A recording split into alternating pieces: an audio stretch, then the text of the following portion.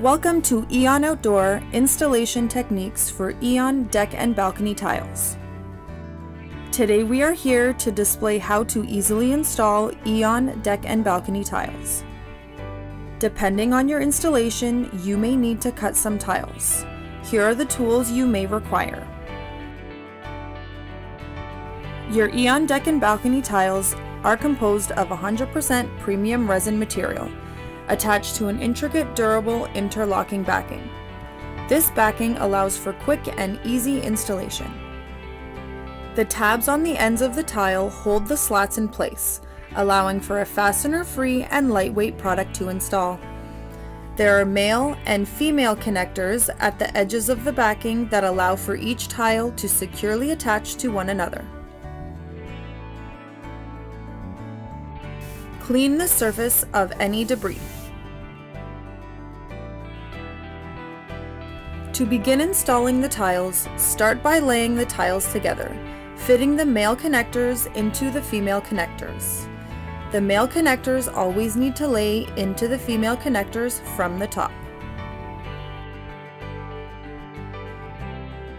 When you come to an area that has two sides of male connectors, you need to slightly lift the installed tiles to fit the male connectors into the female connectors from the top. When you come to an area that has one female and one male side, slightly lift the tile with the male connectors while sliding the female connectors underneath and simultaneously connecting the male connectors. Eon Deck and Balcony tiles can easily be cut to fit around posts or angled edges. Make your cut lines with a pencil and cut the tile on the cut lines with a jigsaw. Attach any loose slats to the backing using a 1/2 inch No. 8 wood screw. This will secure the slat to the backing to prevent any movement of cut slats. After your tile is cut, you can easily install the deck tile around the obstacle and lock the neighboring tiles together. To finish off any exposed edges around an installed deck tile area, the optional transition is available.